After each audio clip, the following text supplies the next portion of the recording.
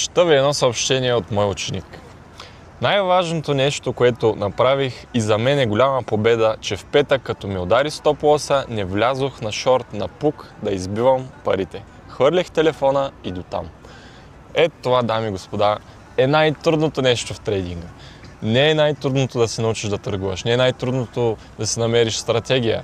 Всъщност много стратегии работят, но докато стигнеш до дългосрочна успеваемост да разбереш, че една дадена стратегия работи, всъщност най-трудното е точно това – емоциите.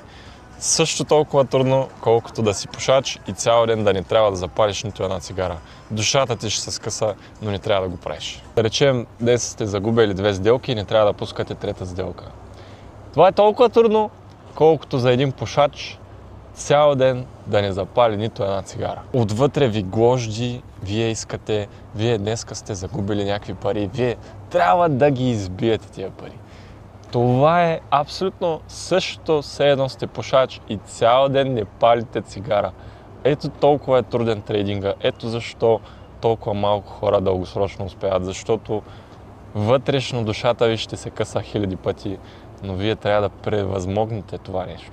Ако видеото и съветите, които споделих с теб, са ти били полезни, можеш да ме последваш, качвам постоянно неща на тема трейдинг. И ако искаш да станеш също добър трейдър, аз предлагам и цялостно обучение и мога да бъда лично твой ментор, за което можеш да видиш моят сайт vankotrading.com. Хубав ден от мен!